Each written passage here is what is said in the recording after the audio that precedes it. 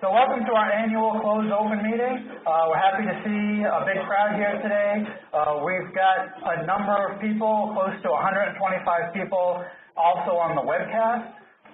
We are recording the webcast session, and it will be available for playback later today. So if you have any colleagues that missed it, you'll be able to send them the link. Or if you you watched it once, and like the Avengers, it just wasn't enough, you want to see it again, you'll be able to watch it tonight. You can put it up on a big screen at home and relive the experience, free of charge. So my name is Olsen. I am the Chief Communications Officer at the Comptroller's office, and I'll be kind of emceeing the event. Just want to walk through the agenda. First, we're going to hear from our Comptroller, Andrew W. Maylor. I will introduce him in just a moment. I'll be back up to do a few minutes on a very hot topic these days, cybersecurity, how it affects us as state agencies, and some of the things that we need to be aware of and things that we need to do. We're then going to have a series of business presentations, starting with Kevin McHugh, who will do a payments and payroll update. Kristine Hill-Jones will do contracts and revenue in coordination with Tim O'Neill. We're happy to have Catharine Hornby from A&F, the Assistant Secretary for Budget. She'll be joining us a little bit later. And we'll finish today's program with Deputy Comptroller Howard Merkowitz. So we've got a lot to get through. We've got 2 hours, so we're going to not waste any time. But we do want to take a moment. Today, or this week, is Public Service Recognition Week. They have all these weeks, it's Nurses Week, it's Teachers Week, but it is also Public Service Recognition Week. So we just want to take a moment to thank all of you. We probably don't say it enough, but everyone here in this room who uses our enterprise systems and does their due diligence to make the best decisions for the Commonwealth every day, thank you. Thank you for your service to the Commonwealth. So applause to you.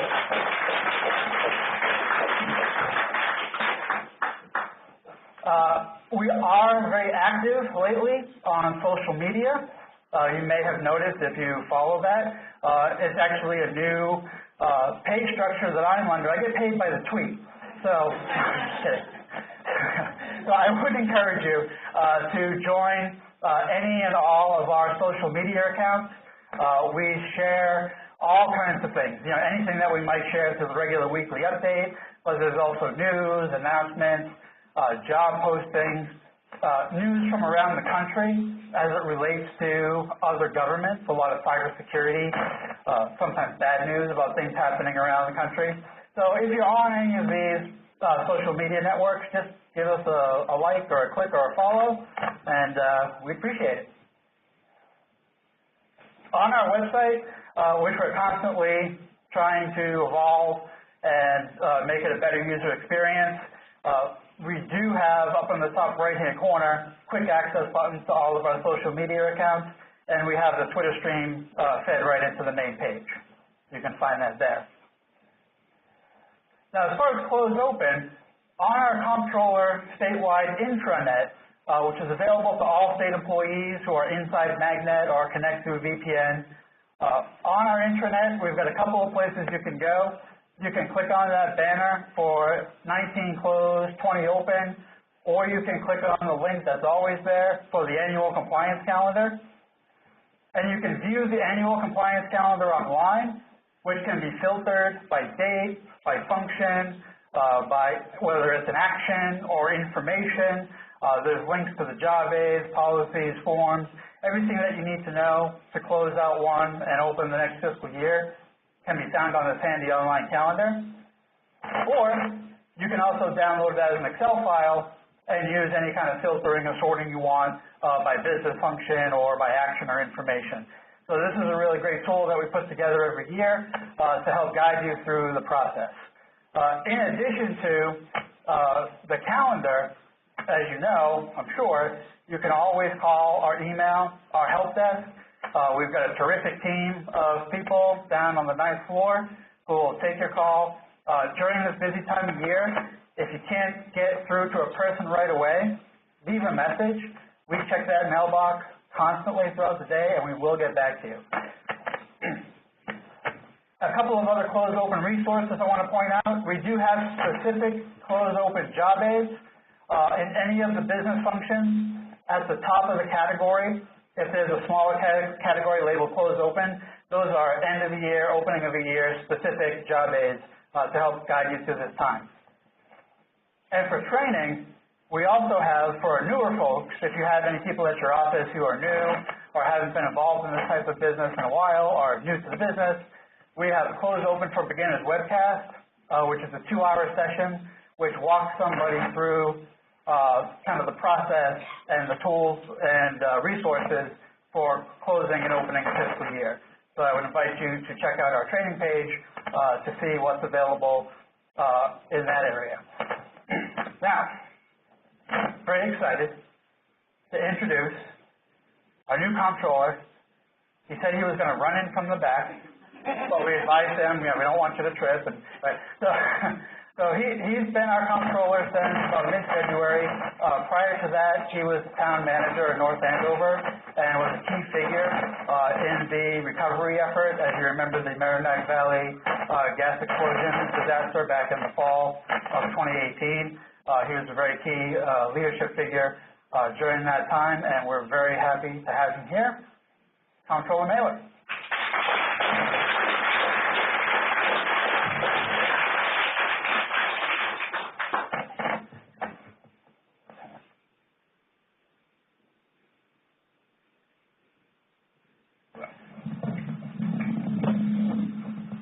Good morning, everybody. Oh, geez, we got some good volume here and some good feedback. I guess I won't have to shout, that's for sure. Scott, I appreciate the introduction. I would say that Scott isn't completely accurate. He's not paid by the tweet, he's paid by the followers. And so right now he's working in deficit, and if you could help Scott, we're going to use this as a fundraising effort, a fundraising initiative for Scott. If you could all follow the Comptroller's Twitter page, he may receive a few extra dollars in his paycheck, which I'm sure will go a long way. So, we would appreciate whatever kind of effort you can make to improve Scott's position financially. Anyway, I will give you that. I'm going to give you a brief introduction about some of the things happening in the Comptroller's office. Interesting enough, certainly I'm learning along the way, and one of the things as I was starting to craft the 4 or 5 topics that I want to talk about today, this morning, one of them was never going to be PFML. Does everybody understand the level of conversation going on in your world, or what will go on in your world around the concept of PFML? Let me stop and talk about that briefly. So one of the interesting exercises is that we, as employers throughout the Commonwealth, but certainly the Commonwealth of Massachusetts, have obligations under the new PFML law relative to notice and acknowledgement for employees. So although we generally work under one tax ID number, there's some exceptions to that. As an employer, from the perspective of how the law is going to be implemented, each of the individual agencies outside the secretariats will actually each be treated as individual employers. So therefore, from a communication perspective, under the secretariat area, HRD will coordinate most of that communication. In fact, you may have, if you work for a secretariat, received some communication to date from HRD. Has anybody received such communication? That's great. So what we did realize, though, was that for 86 other agencies, they are considered employers, and you have obligations under the PFML. And so what we've decided within the Comptroller's office, although we are certainly not your HR backstops, we recognize that we could be an asset, a central point of communication for you folks as questions arise. So next week, we plan on sending out an electronic toolkit which will include information you will need if you're a non-secretariat agency in one of those 86 groups so that you can properly implement PFML. We hope that is helpful. We're going to follow that up with a webcast, a similar event to this, where we can answer questions regarding the material that you receive. But we believe it's important to provide sort of a central point of contact and provide you the kind of data that may help you implement this important law. And it's a little tricky for those of you who are following it. One thing that I will foreshadow, I'm not going to accept questions on that today because I think we could probably consume about 2 hours worth of time. We'll reserve that for the web event that will happen in the future. I would say that you should start preparing for the idea that the default employee share as relates to the first July payroll coming up will likely be 0.31%. So you may know that the law indicated that the withholding, the total withholding, would be 0.63%. So what we're assuming as a default, which is based upon the dollars placed in H1 and the sort of budget process as it's evolved, we'll assume that the employee share, what we're calling the default share, will be 0.31%.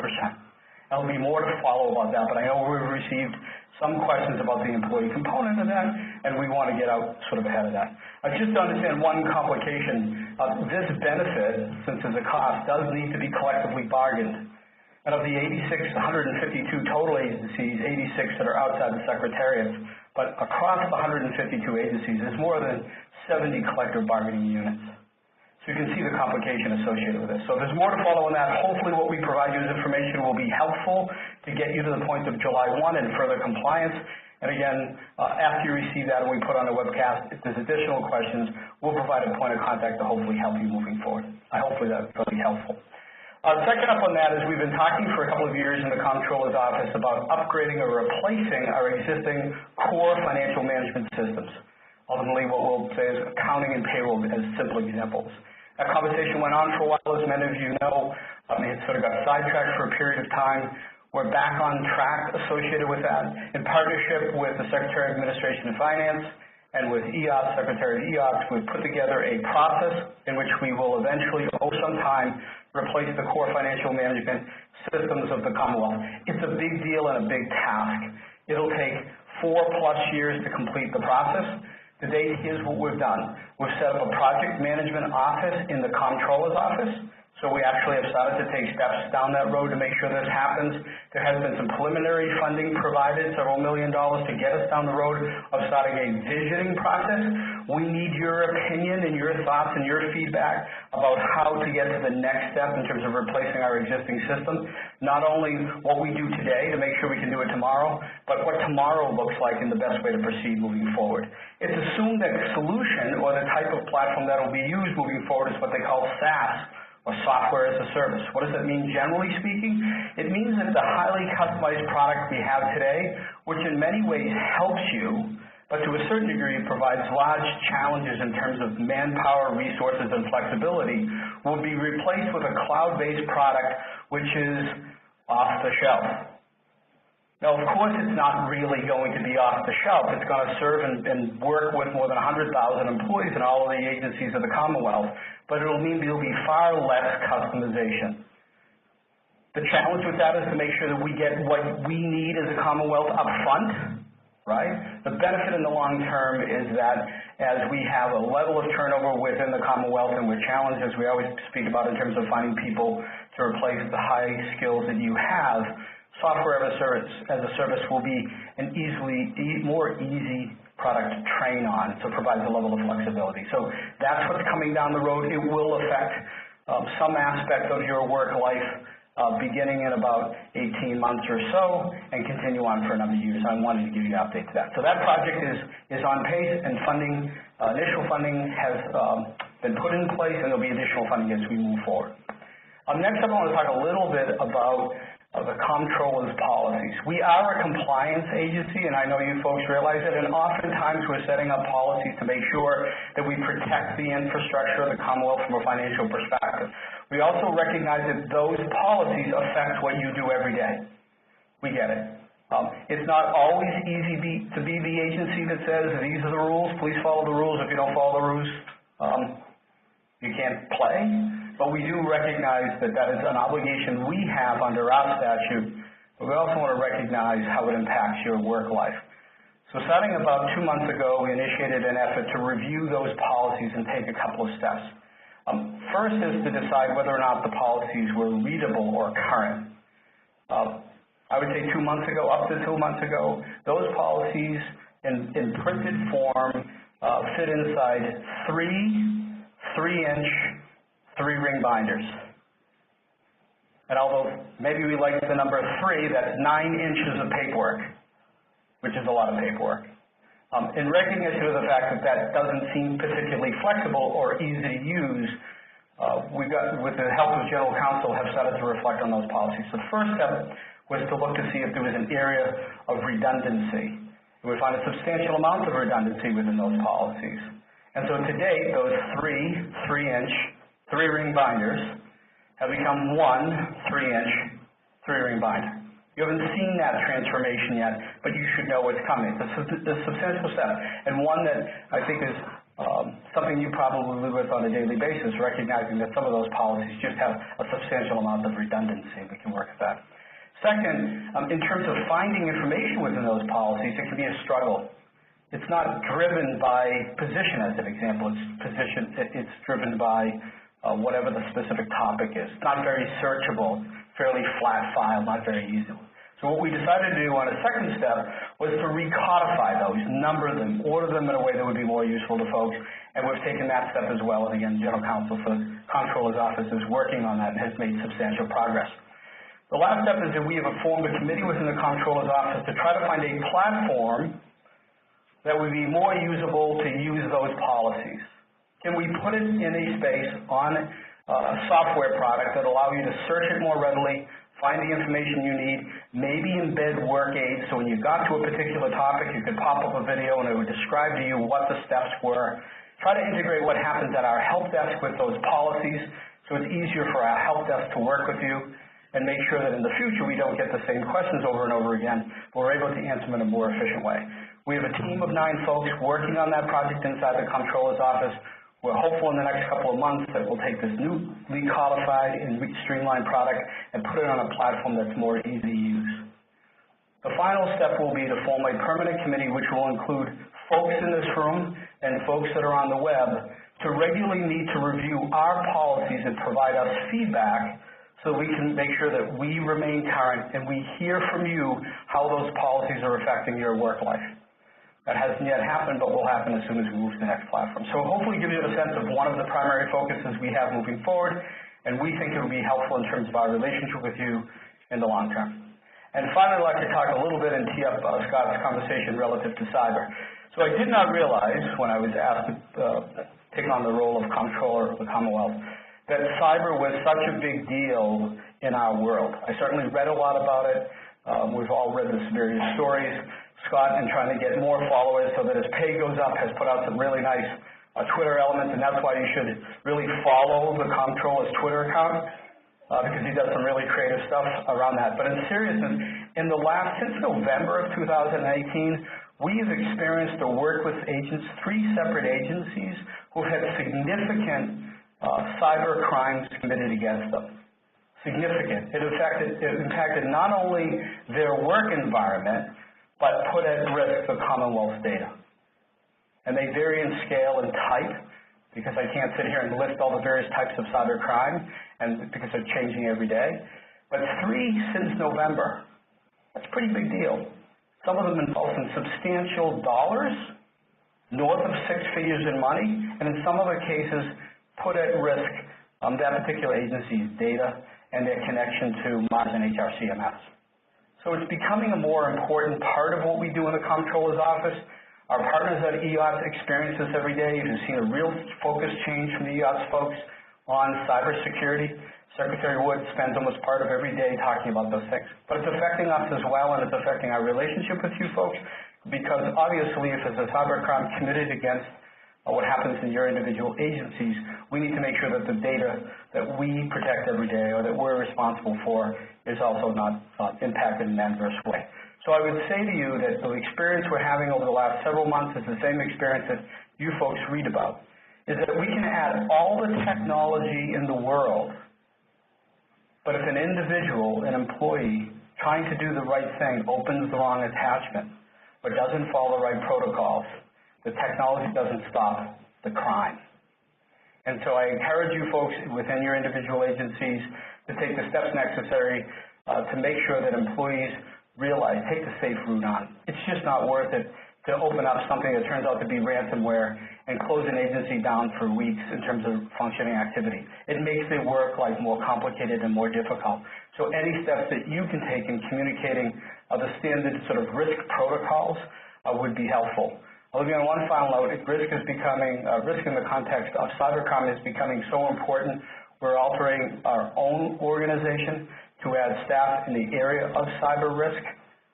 We've added risk counsel. We're looking at a cybersecurity expert because it's becoming that common in terms of our world. So we ask you to help us support the Commonwealth data and protect the Commonwealth data by communicating with your employees and your staff that they're really the front lines relative to cyber. So with that, I appreciate for the opportunity to speak to you today. I'm going to tee up Scott to spend a little more time on cyber. Thank you very much.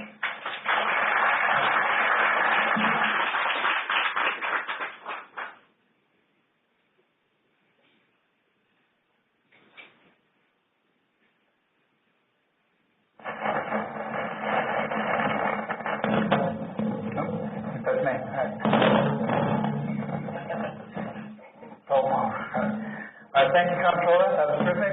I am going to spend just a few minutes talking about cyber security issues that we have faced, as the Comptroller said, over the last few months. And, one of the big messages, and he hit on it, is, don't be a victim. Think before you click. Don't be the one that lets the mongoose into the chicken cage. Is that the right saying? I think it is. Okay. I think I'm going to ditch this microphone.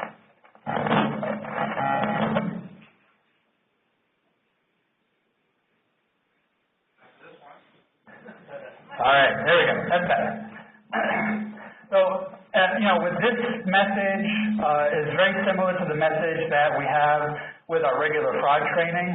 One of the first things we introduce in the fraud training is trying to break down the idea of, oh, this can't happen to me. Oh, yeah, sure, I saw a news story about it happening over there and over there and over here, but it can't happen to me. We've got systems in place. We've got controls in place.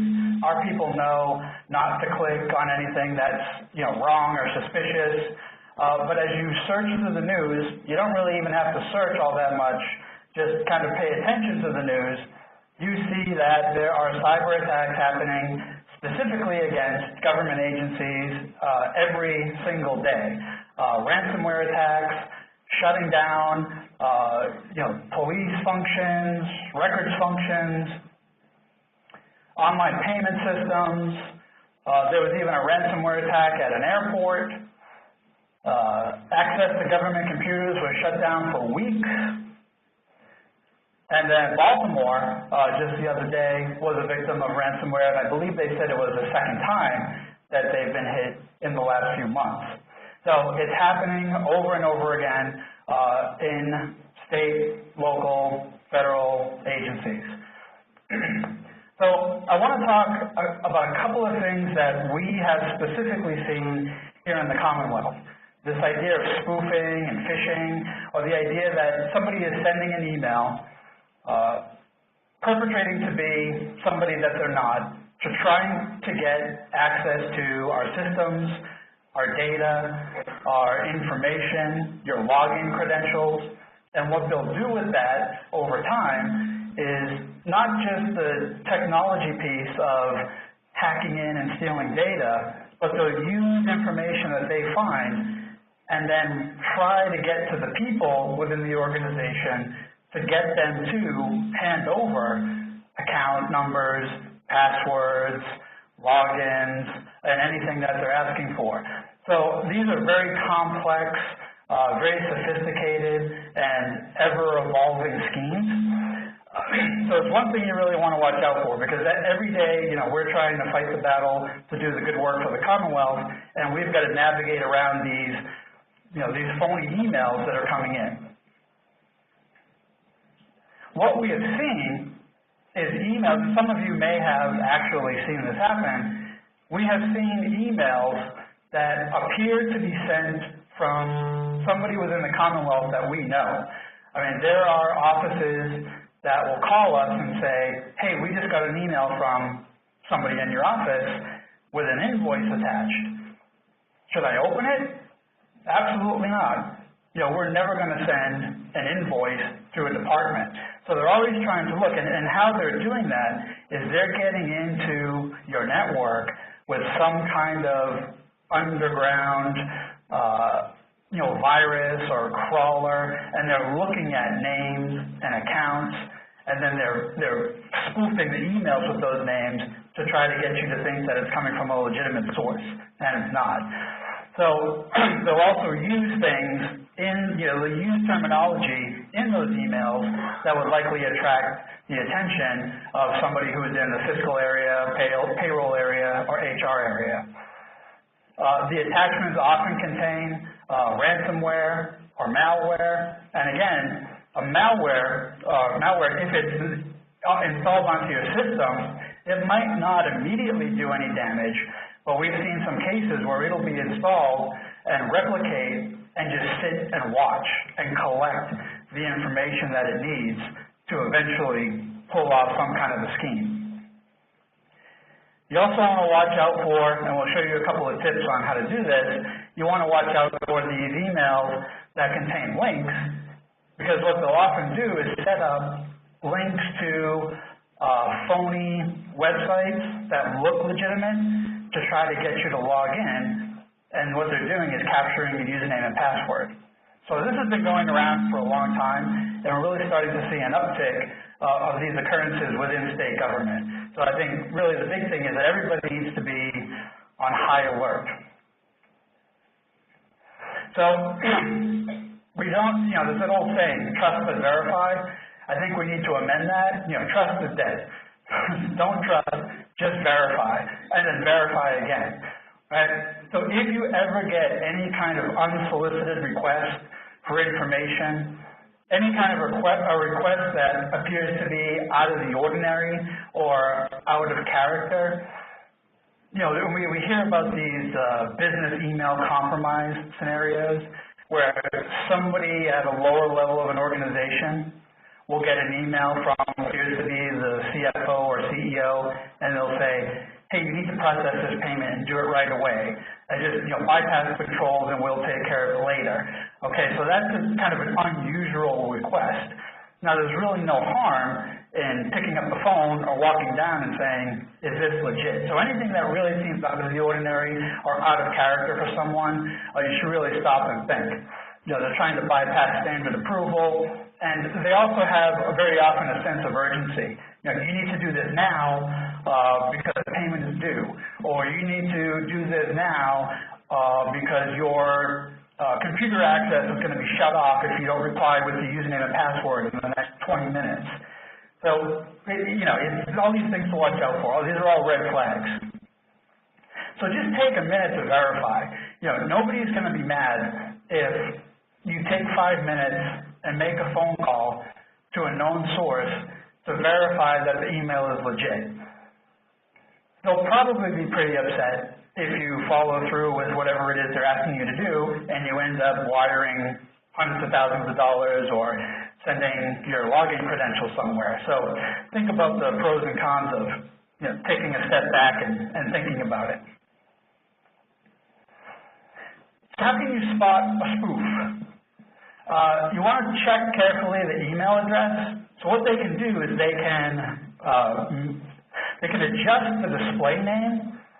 So when you look at your screen and it says it's coming from scott.olsen@mass.gov, they can change that display name, but often you can hover over or look at the header information and see the actual address that it's coming from. And if it looks suspicious, it probably is. Look at the subject line, or just in general the language of the email. Then this goes back to the point of if it seems out of character or out of the ordinary, or really proposing some sense of urgent action. That's another red flag. Links, if there are any links in the email, please don't click on them. But again, you can hover on top of a link with your cursor, and it will show you where it's going to take you. So if the link looks like it says www.bankofamerica.com, and then you hover over it and it's something completely different, get out of town. Also look at spelling and grammar. Oftentimes these things are riddled with spelling mistakes, grammar mistakes, and just kind of incoherent thoughts. And the Comptroller touched on this. All the technology in the world. So the cyber criminals are they going to spend their time and effort trying to hack through a sophisticated technology system designed to keep them out? Or are they going to try to go to Dave?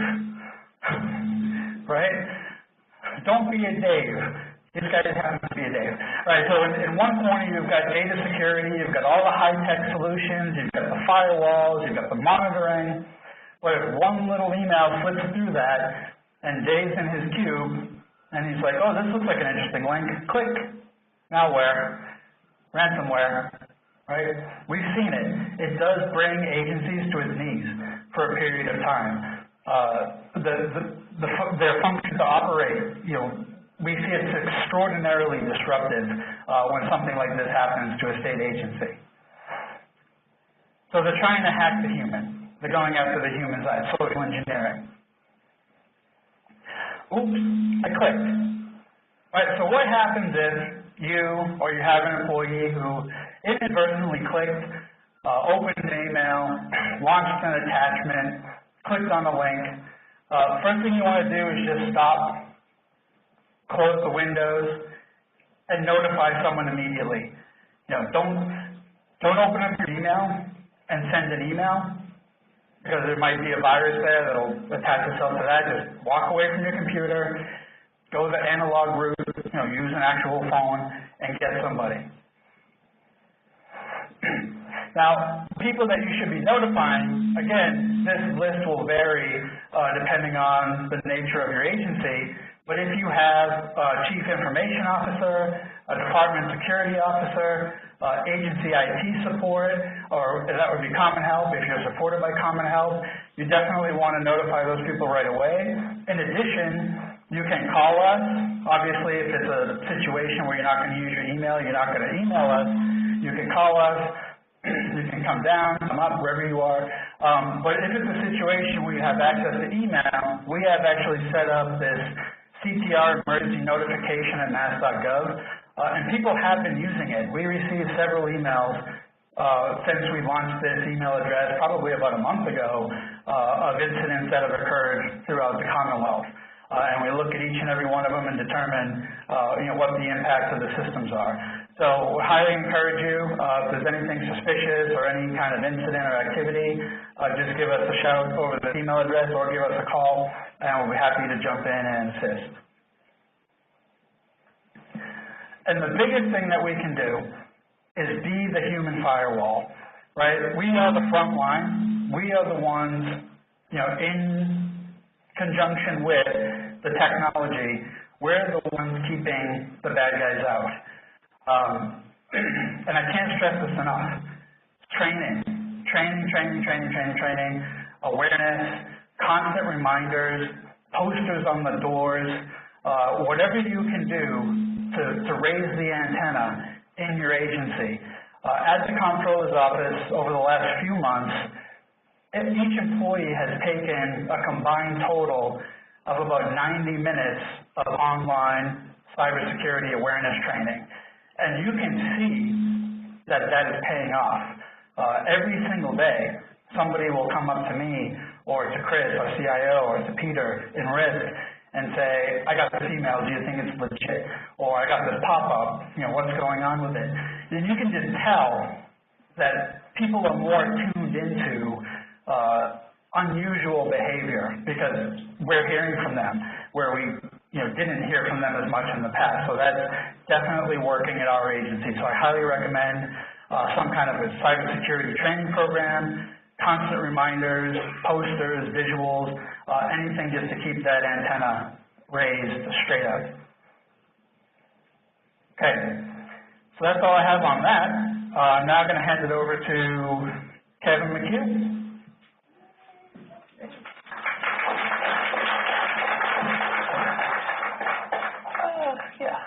Hi, everybody.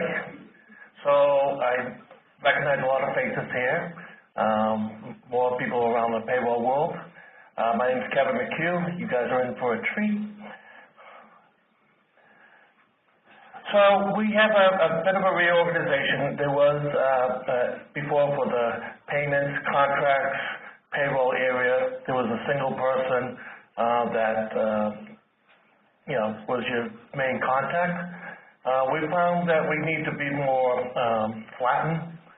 So we split along internal control lines, payroll and payments, because that's money going out the door, contracts, vendors, and revenue, that's set up or money coming in the door. So it seemed to make sense to us.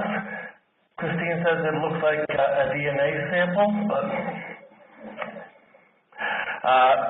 but the real reason for the connection there is, like everybody else here, certain things overlap that involve both groups. So we work very collaboratively together, and so far so good. So on the payroll side, and going along with the same theme around cybersecurity, one of the easier kind of fraud has been somebody sends in a form that says, change my direct deposit. And if the form looks legit, there's been some cases where people say, oh, okay, I'll do it. Fortunately, we have caught most of those. We watch that pretty closely. But what we need to let you guys know is that if somebody steals your money or your employee's money, you guys are going to have to pay again. And so there's a financial loss as well to the department, because the misdirected funds out of the payroll system is your responsibility. And the other thing is, you should be pushing your people to say, use self-service, because then any mistakes on them, and then you don't have to pay them twice. This is a slide. This is one of the ones that my buddy Scott has sent around. I love the colors, so I put it up there. And it's all the same kind of information that Scott just went over around attachments and the two and what have you.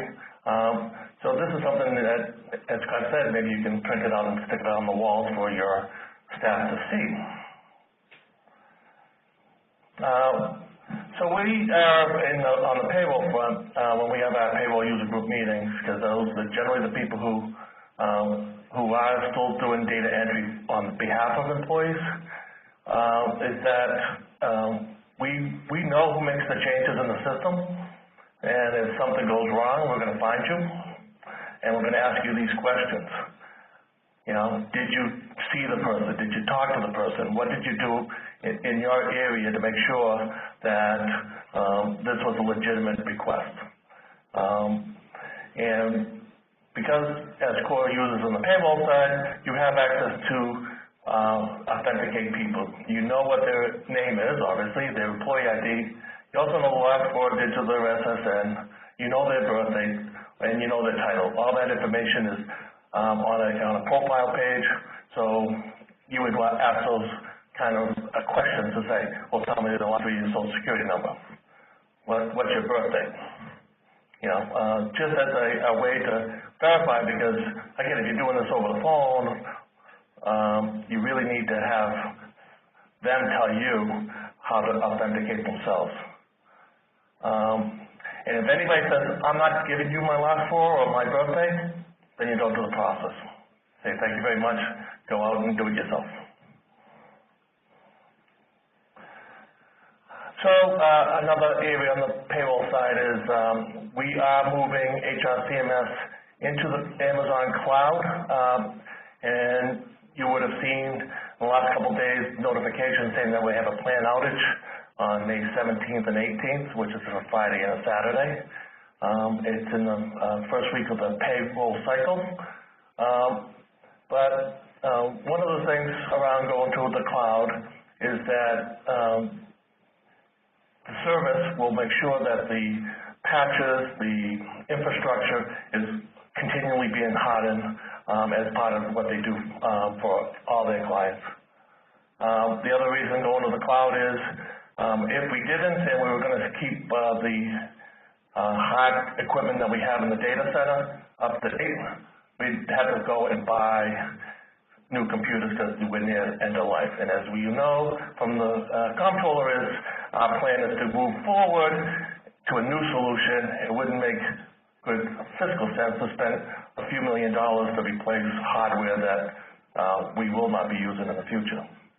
And so the other thing, and for anybody who actually uses HRCMS, actually you all use HRCMS, is that there is a hope, not a guarantee, that we will have faster response time for this application. So what's changing? Is the web link. If you have a favorite out there, or on your as a favorite, or if you embed it on your local intranet, if you do it that way, that link needs to change. It will be redirected for a few weeks, but eventually it's going away. We have the new infrastructure, and that's where I'm hoping the performance gets better. We have a new file management solution. This is really kind of behind the scenes, but this is how HRCMS communicates with Mars, how HRCMS communicates with Treasury, and then our deduction vendors. And the current system is called interchange. So if you know what interchange is, that's what's changing with this new movement. And so this is probably not going to be something you see, but it is changing. And we upgraded, for people on time clocks, the application itself for CABA TCDs, and that should be seamless to everybody. What's not changing, you're not getting any new functionality, and the time clock devices that are up on the wall stay up on the wall. New this year in payroll, as far as year end, since that's why we're here, is payroll holds no longer need an A&F approval on the platform. You still need to workflow it, and it does get approved, and we provide some help in creating those documents, because it's a once-a-year document, and it's not as intuitive as most people would hope it would be. And we'll go over at the payroll user meeting the mechanics of what that means.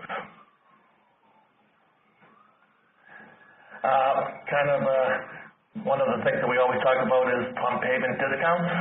It started off at a measly $2 million a bunch of years ago. The trend is going back up. We see that for 15, 16, 17, it looks pretty flat and actually declining a little bit.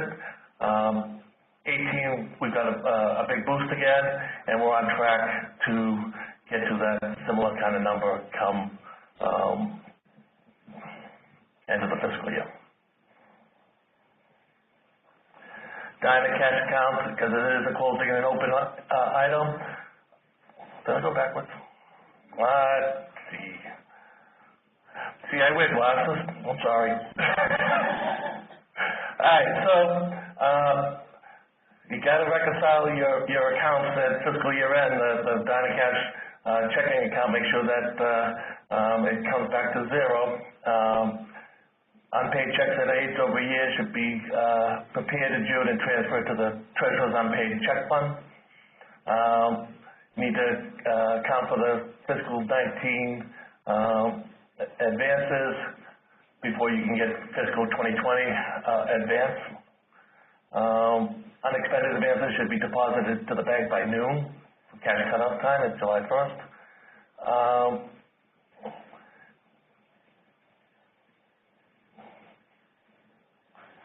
I read the words even without glasses, but there will be a reject status if you don't do it right. They'll go into reject anyway. What a great segue. Jess Coxwell, who has been a trainer and department assistant stalwart for multiple years, after a nationwide search, is now working in the payroll and payments area, and we're very happy to have her. I figured that since she's been training people for so long, she must know it. And now, with that being said, I'm sure there's no questions. I'll turn it over to Kristine.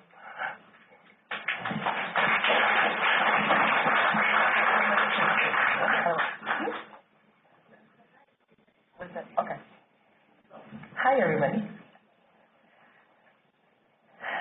So, I'm Kristine Hill-Jones. I know I've probably been on several emails with many of you, and so I'm happy to be here. This is my first year in this role in Close Open, and I'm so happy regarding the changes that we're doing at the Comptroller's office as far as having the business units working closer together and being more collaborative in our daily business conversations and the information that we put out to you all to help you better process your transactions and to also provide a unified voice with our guidance and instructions to you. So, good morning.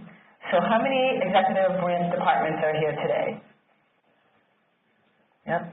So everybody has their encumbrances, their 25K all done, no new contracts or amendments needed, no platform required, right? Everybody's all set.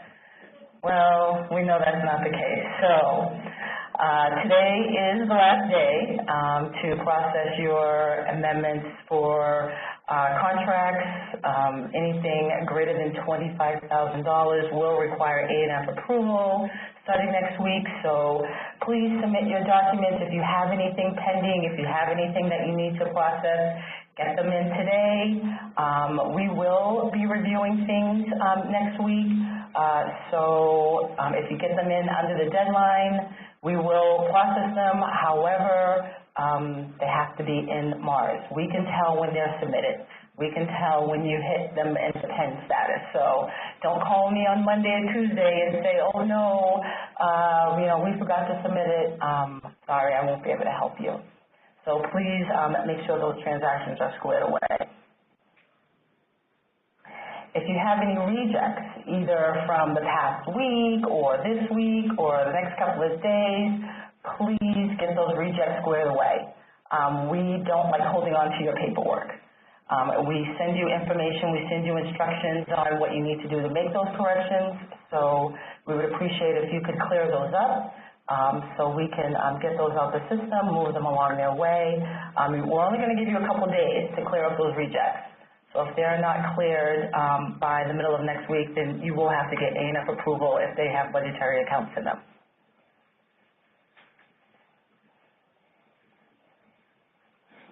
As previously mentioned, the annual compliance calendar has all of our instructions. They have all the job aids. I know this is, old hat to you guys. You guys have gone through this year after year after year, so you understand the process.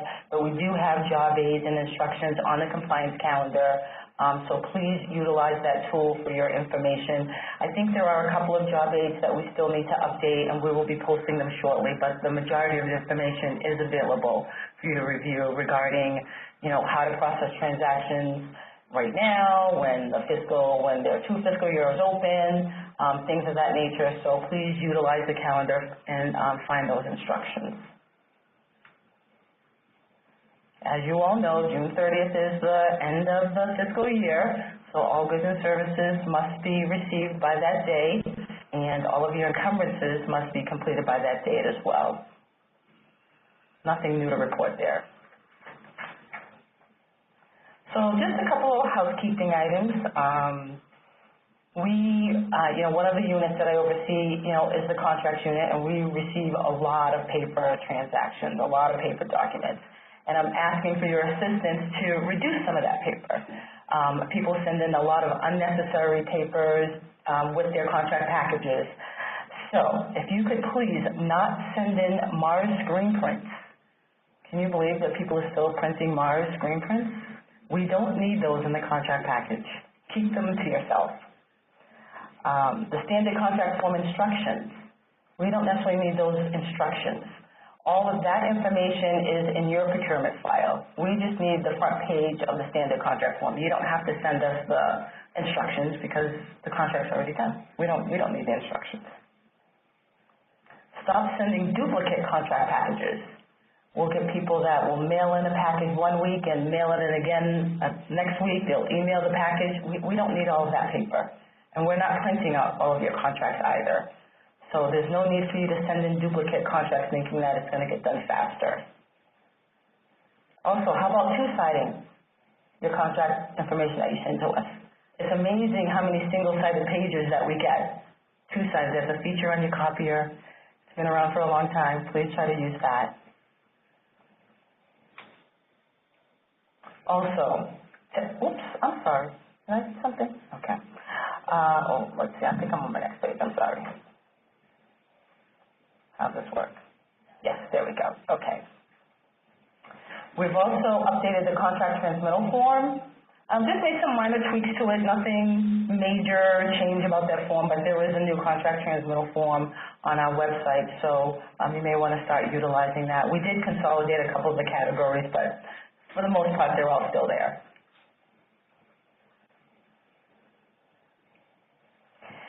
For a faster response, it is a lot easier for you to reach out to our help desk, either by email or by calling. By emailing me or Maria or Rita or Denise, we get so many emails that it's going to take a long time for us to get to them. So really, start with the help desk. They have a lot of information, a lot of training, they're fully staffed. They have the answers to a lot of the questions, and if they don't, they'll come to us. But you'll get a faster response if you utilize the help desk than trying to reach out to us directly, especially this time of the year. We're just going to get swamped with a lot of paperwork, a lot of requests. So your first call or your first email should be to the help desk, and they're very good, and they will respond to you quickly. So please reach out to them. Some of the team, the contracts team especially, with the contracts and the ISAs, I get CC'd on all of the reject emails. So on all of your errors, I see all of those. I get the emails. I don't see them all, but I get all the emails. So I just want to kind of just touch on some of the common mistakes that I see, and they're just so small that, if you just took an extra minute or two to review your contract packages before you send them up to us, they would be processed a lot faster. It would eliminate so many emails back and forth, and, we can process transactions in a more efficient manner. So a lot of times I see that you're missing your solicitation. You're missing either the combine posting, the RFR, however you solicited the procurement. We need evidence of that. So please make sure you include that in the contract package. Not enough funds. We know that when you put your document to pen, you don't necessarily get the error message that you don't have enough funds.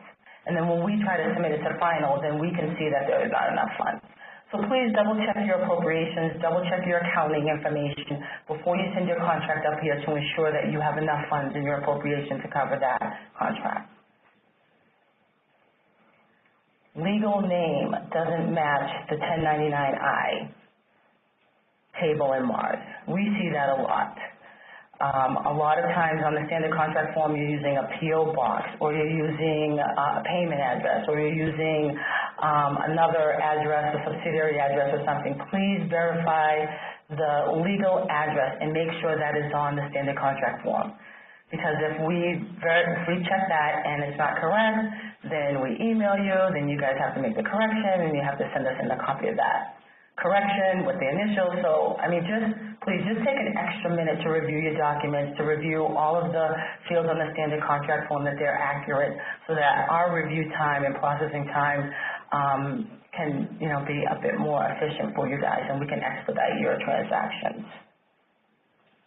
Also, make sure the RFR number and the internal award field in Mars on the header page, make sure they match as well.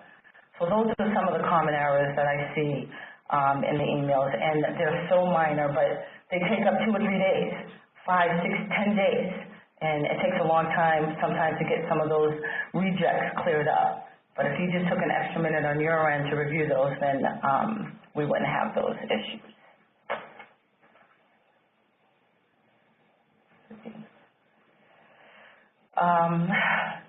Please make sure that you review your appropriations, make sure that you clear up negative balances. Sometimes there are situations where you may have ISA funds and there wasn't enough money budgeted for indirect or payroll tax, and those charges will go through automatically, so you'll have a negative in those subsidiaries. So please make sure that you resolve those because it will impact other transfers and other transactions, so please resolve those as quickly as possible. Also, we'll be doing a cleanup of the vendor file, so any vendor that's not active over a certain period of time, we'll be clearing out those those vendors that are not being used. And also, when you're sending in your W-9s and your terms and conditions, we need time to verify and validate that information. So it's kind of hard for you to say, can you please hurry up and process this VCC or this VCM change? Because it's dealing with sensitive information, and we need time to review and process.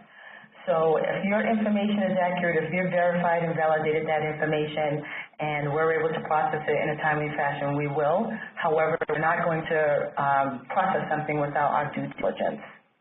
So just understand that we just need additional time. So you emailing constantly, and we get that, and we know there are emergency situations, there are some circumstances that are out of your control, but we need time to verify and validate that information. We want to be efficient. We want to be, we don't want to, compromise the Commonwealth or any of its resources by not doing our due diligence and our review and validation process. And here are just some key dates. The comments deadline is today. We have some trainings, and there are some other key dates on there for various processing that you're all aware of, but are also in the compliance calendar.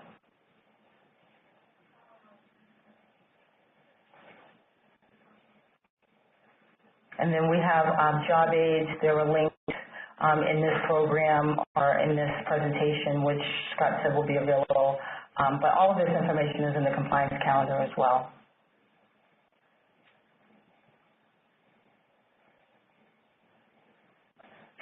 And with that, I'm going to turn it over to, did I do something? Oh, sorry, Tim. I'm going to turn it over to Tim O'Neill, who's the Director of Revenue. He oversees a lot of interesting things, and he's going to present on some items. Thank you. Thank you, Kristine. Lots of rules and contracts. I saw lots of picture taking back there. Not so much in revenue. So what I wanted to go over today is continue with where Kristine left off on some key dates as it relates to revenue, non-tax revenue. Sorry about that. I also want to talk a little bit about contract extensions that relate to revenue, and just a couple of new items in non-tax revenue collection. So you've been receiving emails probably from Howard's group about either too much or too little in your sweep accounts. So this first item here, to clean up REs and CRs, we see a ton of rejects, CRs on the catalog, and I think what happens is for folks who collect electronic revenue, those CRs are created automatically.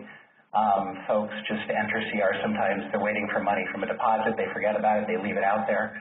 All of those CRs typically are decreasing your sweep account.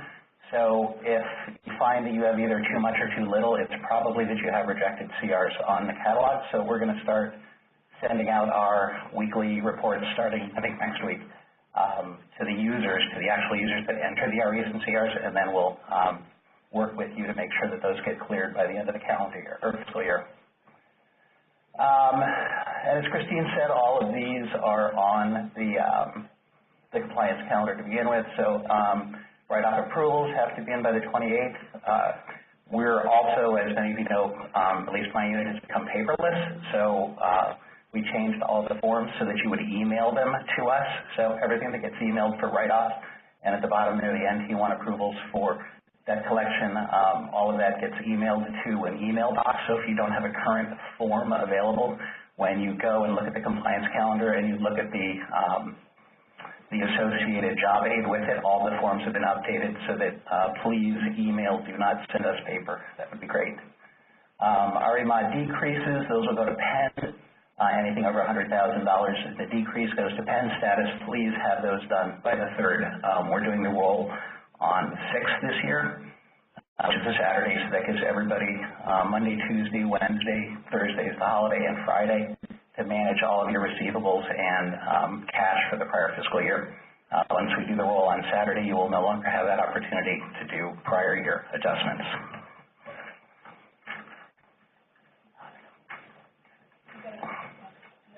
Okay. No problem.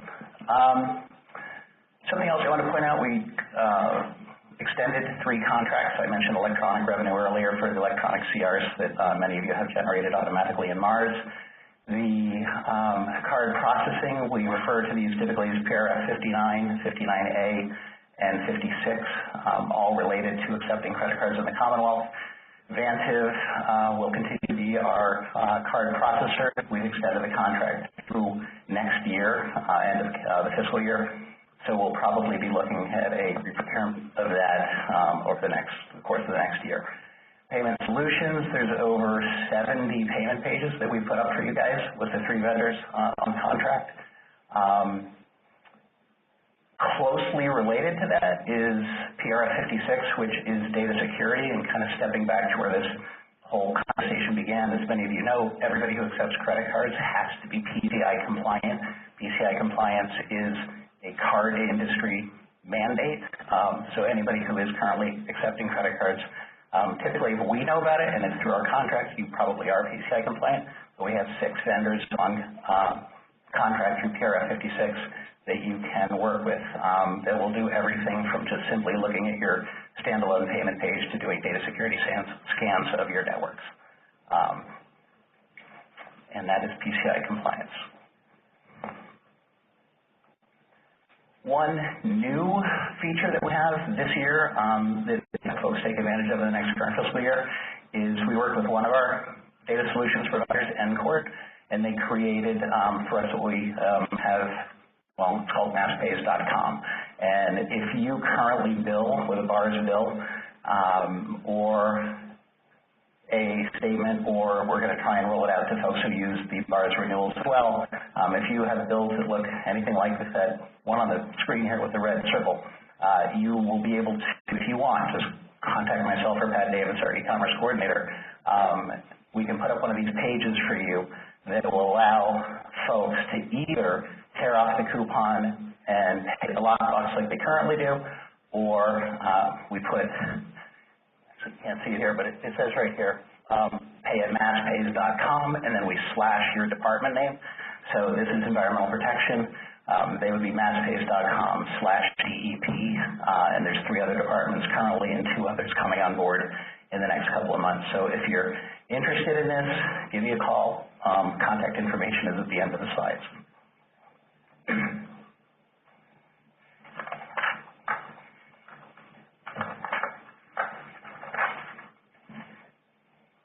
For debt collection, we extended the contract through January 31st, 2020, which means it's coming, which means that we're currently working on the new procurement. So for folks who are currently doing debt collection, if you are interested in being in the PMT and I haven't reached out to you, contact me. Typically the folks that were on the PMT last time, we had a really good I think representation from higher ed, who is a big user of this, and then some of the larger departments, environmental protection, was on it as well. So we currently have these 6 debt collectors. Remember, when you want to write off any receivable debt, 6/28 is the due date, and one of the prerequisites for write-off is, of course, you have to have had a debt collector try and collect the debt before we'll write it off in Mars. So new procurement coming underway, should be ready in the new fiscal year, and make sure that all the paperwork, again, is emailed to us for write-off by the 28th of this year. Last thing I want to talk about, I know a lot of you have seen this slide over the years.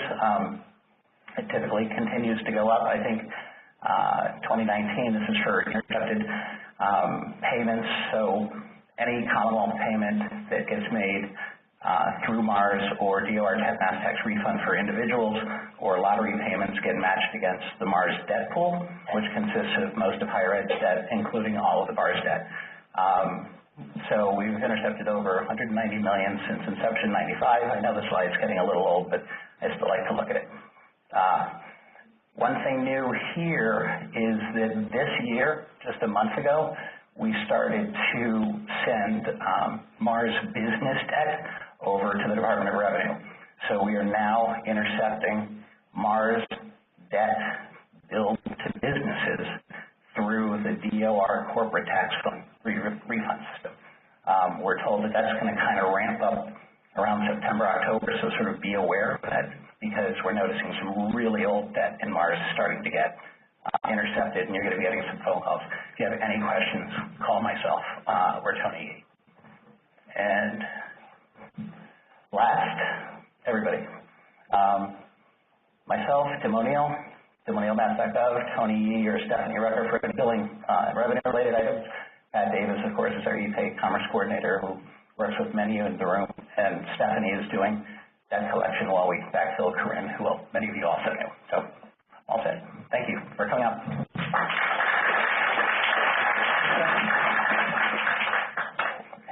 Hey, thank you to Kevin and Kristine and Tim for that great presentation. Up next, we have from A&F, Catharine Hornby, Assistant Secretary for Budget, who's going to give us an update from the A&F perspective.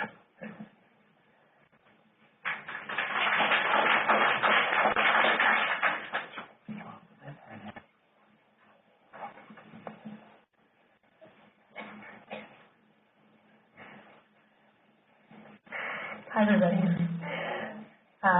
So this is the second year where I'm coming to say that the fiscal context for the current year seems to be basically fine. I would say that's in distinct contrast to the years that preceded it, and so it's definitely a much easier conversation to have. So we just wanted to provide context on how the year is closing out. Taxes, as you may well have seen, reported publicly last Friday. Through April, we're up $961 million, and this is on a base of $27 billion, so however you cut it, it's real money.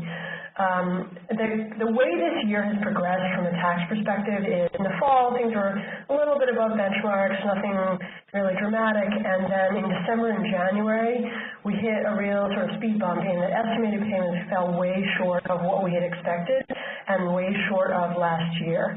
At the time, we knew that there were changes in federal tax law which had the effect of kind of accelerating some collections into the tail end of calendar year 2017, and which also made it sort of less desirable or sort of less actively promoted payments of state and local taxes during the calendar year, since the state and local tax deduction at the federal level was capped for the first time in 2018, which means for high-income earners, if they were paying more than $10,000 in state and local tax deductions before they got to December, which for high-income earners aren't that hard to get to. You think, property taxes get you a fair bit of the way there, first quarter, second, third quarter of estimated payments. By the time they got to December, there was no particular advantage from a federal deduction perspective in paying taxes, state and local taxes in December, so they didn't. This was disconcerting for us because between December and January, we fell $600 million short of our projections for estimated taxes.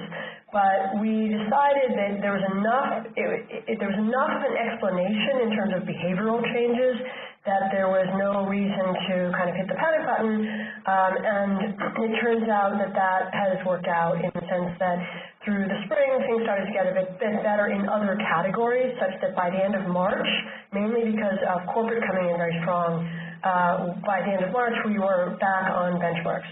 Then came April, whereupon everybody who had not paid in December paid.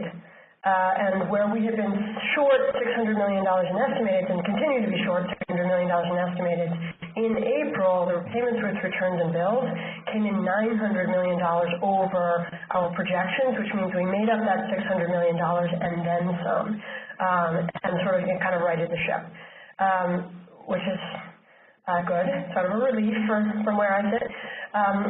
So what that means, looking at the taxes year to date, is essentially in the big stable categories. So withholding, we're right square on. Sales, right square on. The areas where through April, 961, but we are up specifically in areas that are inherently volatile, and to some degree are probably affected by federal tax law changes. So non-withheld income, inherently volatile because that's picking up taxes on capital gains, which, as we know, can move quite a lot year to year, both with the market and with the taxpayer's decision to realize those gains through sale of assets. Then the second category, I'm doing this a little out of order, but the second category that's coming very high is corporate is plus $473 million, I should have said, not dollars, $473 million through April. We know that there were federal changes, again, that required repatriation of assets held overseas, and that's at the federal level, and that's flowing through to the state level. It's hard to say, it's hard to quantify it until we see the returns, and for the most part, we don't yet have these returns in hand. So while that's real money in 19, it's sort of not clear that it indicates anything in terms of a long-term trend. And then lastly, estate came in $142 million. Again, wealthy people pay estate taxes, and so there's sort of a random factor of when wealthy people die and when their estates close, that is not predictable in advance. So I think when we're looking at 19, what this indicates is that it seems very, very likely that we will end FY19 with a substantial surplus. May is a pretty routine month. Not a whole lot usually goes wrong or right. May is just kind of fairly routine. There are no big deadlines coming up in May. June is a bit of a wild card, but frankly it's hard. It would be surprising, it would be very surprising if June fell short by $961 million. That would be a huge, huge shortfall, and there's nothing in, the April estimates were fine, corporate's been strong all year. That would just be extraordinarily surprising. So we think that we'll end 19 with a surplus. We think the nature of that surplus has to do with volatility, to some extent has to do with capital gains. So as many of you know, capital gains above a threshold of about $1.2 billion are by law dedicated to the stabilization fund, and so kind of go directly off budget. Some of this money will go directly off budget before any kind of Appropriations Act gets involved. But we do expect to have a surplus in 19. I think because it does appear to be associated with categories that are inherently volatile, I think there's a lot of interest within the legislature, within the administration, in keeping it as much as possible in reserves, and in particular, resisting the temptation to spend that surplus, that kind of one-time or volatile surplus, in ways that layer on obligations in later years. So, for example, at this point, we're not. We have not had any discussions with the legislature about revising the tax number for 20, or to put it differently, we have discussed it and we have advised against it, and both the House and the Senate seem totally on board with that. So I think that we need to look at 19. We don't think that there's any appetite for making spending decisions in 19 that would flow to 20. And we don't think that there's any interest right now in revisiting the 20 numbers. Of course, if we're halfway through 20 and things change, then so be it. But the 19 surplus does seem to be kind of internal to 19. So that's the context. Outside of taxes, the budget has tracked pretty much to expectations. As in any year, there are some things that were a little high, some things that were a little low. But on paper, kind of aside from the tax roller coaster, on paper we've been in balance all year. We are assuming $150 million in reversions, and so we very much appreciate your cooperation in kind of closing out the year in a normal and a routine fashion. And in particular, I think that the procedural aspects of closing out the year, meaning paying invoices in time, so that we get the prompt payment discounts as much as possible, managing spending to essential spending, where you do anticipate changes in either spending or revenue, communicating those changes to your A&F analyst would be very much appreciated. And, if you think that you're materially off of your projections, we would, of course, appreciate a heads up on that. The late encumbrance deadline is today, which means for executive departments, If there are needs to change encumbrances on any encumbrance where the base amount of the encumbrance is more than $25,000. So the change doesn't have to be all that big, but for an encumbrance, any encumbrance that in the starting position is more than $25,000 or the change is more than $25,000 needs to be approved through A&F. We circulated guidance that gives categories of approval, and so it's like, new information, or for example, if there's a final deficiency sub that has spending in it that's associated with 19, obviously that's not knowable at this time. So there are mechanisms to approve encumbrances as of today, but we do, our expectation is, our hope is that for the most part, encumbrances are in place through the remainder of the year.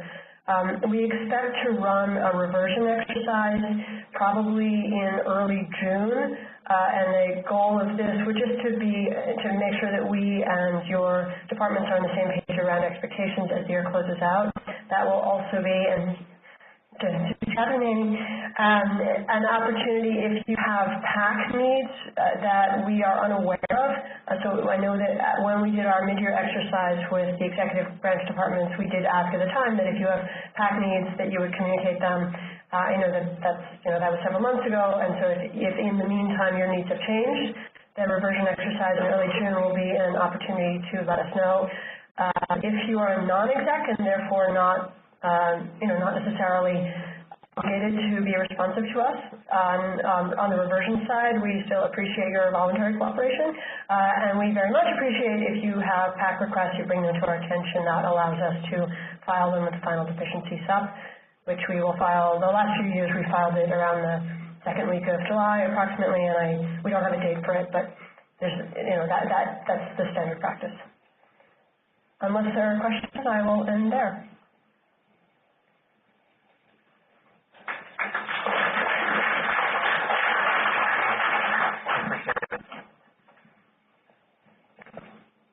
Thank you, Catherine.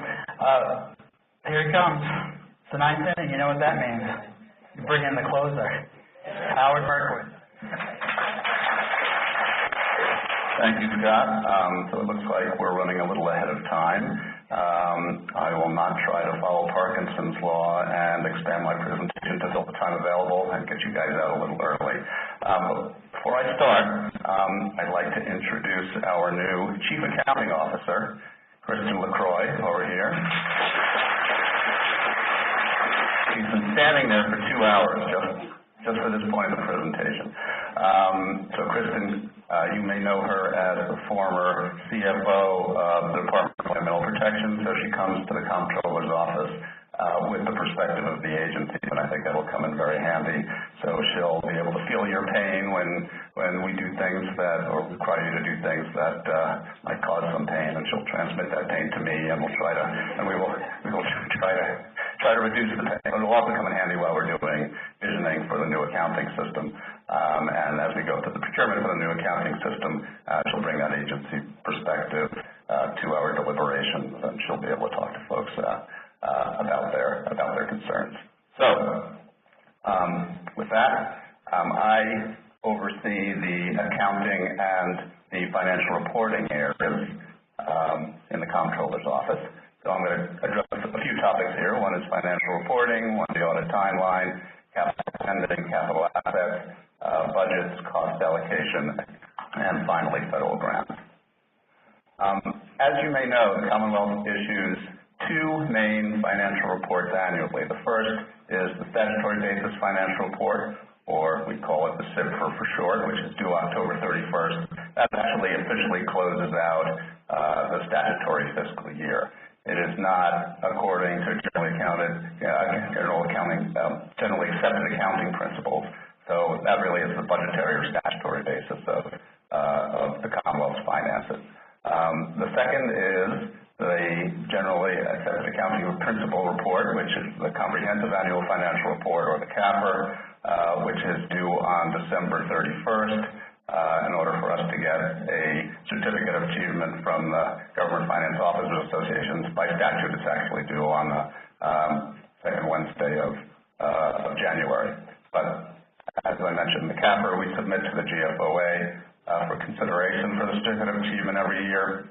We've gotten it as of 2017 for 28 consecutive years, and that a lot of that is down to you folks helping us to complete the financial reports at the end of the year. As part of the CAPR completion, we sent out to you GAAP packages, which convert the statutory basis of accounting to the GAAP basis of accounting, and is the major focus of the audit, which is conducted by KPMG and has been for about the last 10 years. The major focus of that audit is reporting revenues and liability accruals for the fiscal year just ended. Some of you have probably already had meetings with KPMG, but those of you who haven't and are significant parts of the GAAP reporting package will be scheduling those meetings soon with KPMG and with us. I know, is anybody here from higher ed? I'm sure there are people probably online from higher ed. So there are some parts of the financial reporting that apply only to higher ed. So as in FY18, we are trying to phase out PartnerNet across the Commonwealth, but not this year for state departments other than higher ed. So we won't be using it for higher ed, and we'll be sending out schedules for them, which they can return to us directly by email. In terms of higher ed considerations for the CAPR, GASB 68, the Government Accounting Standards Board standard that requires that unfunded pension liabilities be distributed to various entities outside of the Commonwealth or not part of the Commonwealth's core functions. We sent out some of those schedules on April 22nd, so those should be available for incorporating into higher ed financial statements. GASB 75, which is accounting for post-employment benefits, primarily health insurance, that was implemented last year. We'll be working with our actuary and with GIC and KPMG to complete those, hopefully by the end of the summer or the beginning of the fall. And we will also distribute as part of those two exercises, GASB 68 and GASB 75, fringe benefit amounts that are also recorded as part of the liabilities. One other statement that affects higher ed, but not the rest of the Commonwealth, is accounting and financial reporting for service concession agreements. Last year, those details which are required to be reported by the GFOA and by GASB were not included in higher ed's notes, and we're going to be working with them to get those reported this year. Our friends at the GASB have been very active in the last few years. Most of these statements don't actually affect you directly, but there are a couple that are. So GASB 83, certain asset retirement obligations. Mike Rodino, who is standing right there. There he is. He's also been standing for 2 hours. I know he's been moving around to get a step count up. So sent out a few weeks ago questionnaires to complete and send back, and we urge you to get anybody, I know we've got some of them back already, but we urge you to get those back to us so we can complete the information on this in the CAPR. The other two significant statements that will affect your GASB 84 fiduciary activities, GASB 87 leases. Fiduciary activities cover, essentially agency funds and some of your Fund 300 accounts, trust accounts. So we will be looking at those over the next few months and the next year to reclassify some of those according to the new accounting standards. Leases, GASB 87 is going to be a much bigger lift for us, but we will be in touch with those departments that need to look at their leases and classify them in accordance with the new accounting standards. Both of those will be applied to our CAPR in FY20 and one in FY21. So we'll be in touch on those. Financial reporting due date. PartnerNet, for those who are still using PartnerNet within the state, GAAP reporting packages are due back on August 5th. For those departments that have significant GAAP reporting requirements, we send what we call special correspondence letters, and I think you folks know who you are. We'll send those out soon, and we'll send those back over the summer. Higher ed reporting is due October 15th by statute with their full financial statements, and folks in the financial reporting team will be in touch with you, Mike Rodino and Pauline Liu, the Deputy Chief Financial Reporting Officer. One of the focuses of both the statutory report and the GAAP report are receivables. Statutory receivables, which are revenues that are due or receivables due from a government body related to expenses incurred on or before June 30th and collected by August 31st. That's a statutory requirement. It's called a statutory receivable. We will be sending updated guidance on that. Most of that is federal revenues, mainly related to Medicaid, but there are some revenues that come in from other state governments that need to be reported as well. We'll be sending out instructions in the near future on that, and the preliminary submission for statutory receivables is due August 22nd, and a final submission due on September 5th after the close of the account receivable, account payable period on August 31st. GAAP receivables are those that are related to expenses incurred on or before June 30th and collected after August 31st, no matter when they come in and are measurable, and those will be reported on the GAAP package. Audit timeline, entrance conferences, as I mentioned, some of those have already started to occur. Some of them will happen in June. Field work by KPMG will occur from May to October. These are the different areas where they'll be auditing. GAAP packages, as I mentioned, due August 5th. GASB 49, which is pollution remediation, that will be due in September. Federal grants balances need to be finalized in September, and capital assets completed in September and October. Then exit conferences, we hope, will be through November to December, but some of those kind of go on after that through the beginning of the next calendar year. One thing we have been focusing on, and which we actually have improved within the last few years, is capital asset reporting. Capital assets are a significant component of the Commonwealth's whole asset base. So, we started a few years ago to send reports of capital spending showing assets that were actually supposedly created by capital spending throughout the Commonwealth and trying to reconcile that with the capital spending or the asset recording that was in Mars, and those didn't always agree. So we've gotten a few audit findings on that from KPMG, and we're trying to improve that. We have actually improved in the last few years, but we're still trying to improve it more. So we have sent out reports in January showing capital spending to assist departments in reconciling their capital spending to the recorded assets. We'll be updating those after June 30th so that agencies can reconcile capital spending to their capital asset recording for the full fiscal year. We also have sent out mid-year and annual capital asset inventories that requires sign-offs by the CFO, and we urge you to complete those timely, otherwise we have a risk of a management letter comment or an audit finding from KPMG. Part of the capital spending analysis is recording construction in progress, where we've had some issues as well. We'll be sending the CIP reviews to departments in the middle of May, and those reviews are intended to make sure that once an asset is put into service, that we take it out of construction process, because there are different requirements for depreciation that show up on our GAAP financial statements. And it also affects, the statewide cost allocation plan if they are improperly recorded.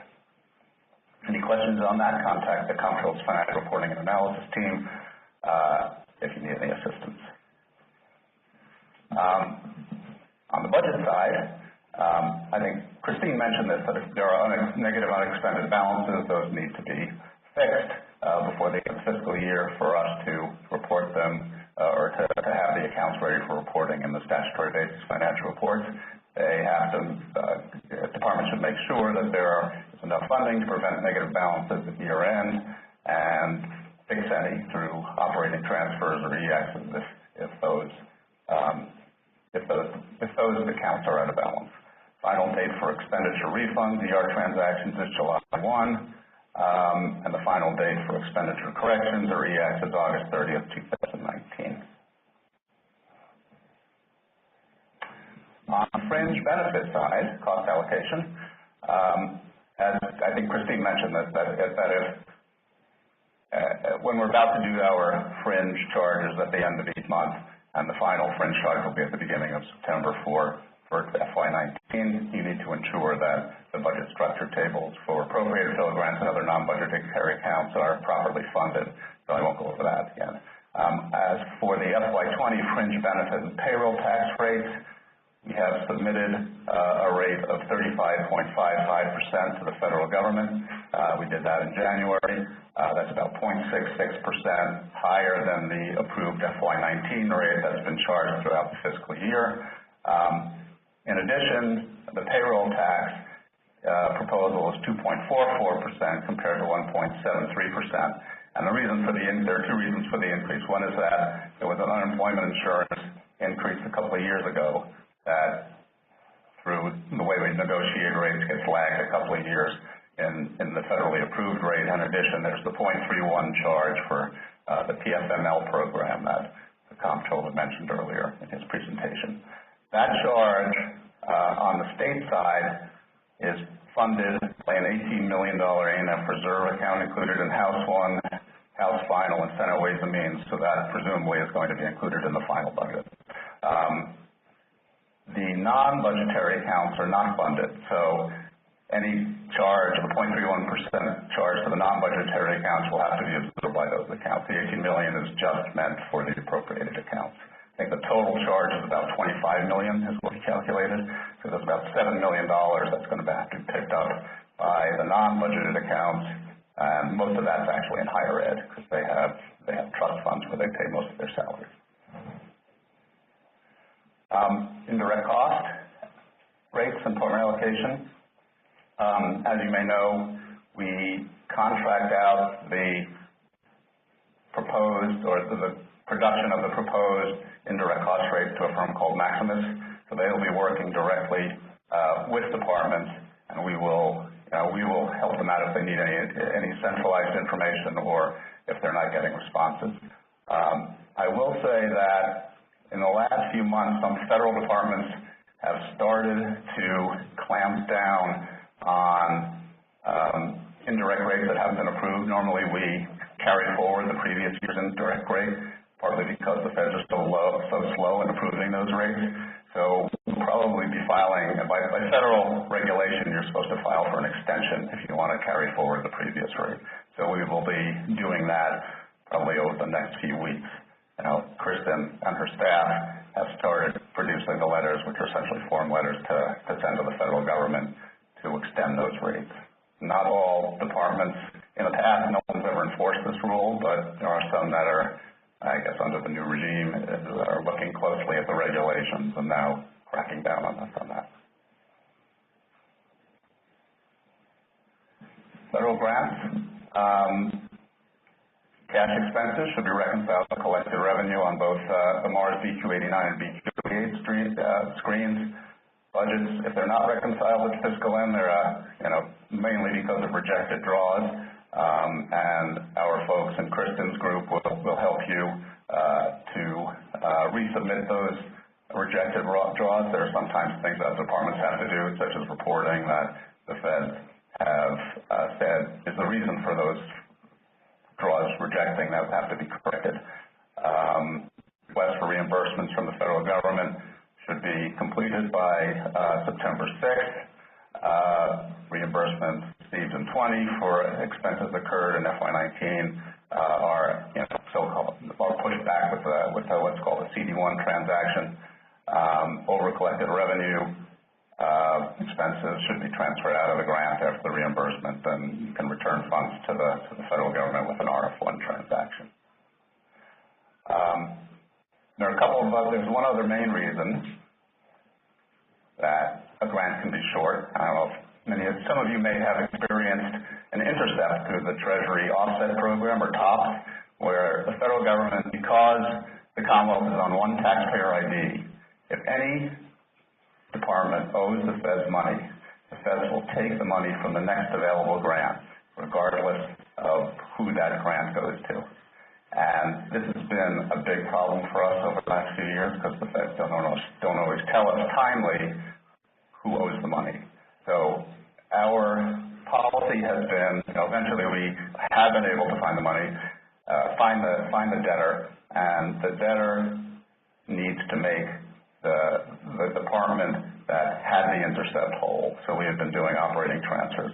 We can't really get involved in the dispute between the federal government and the particular department as to the validity of the debt. Supposedly the debts are valid that go to the Treasury Department from the federal department, who then intercept whatever the next grant is. If there are other accounts with longstanding revenue deficits, departments need to find revenue somewhere else or balances somewhere else to make those accounts whole. And that's it. Here are the mailboxes to the Federal Grants Group, and contact that group is also under Kristine, so you can contact those folks or Kristine directly if you need any assistance. And thank you.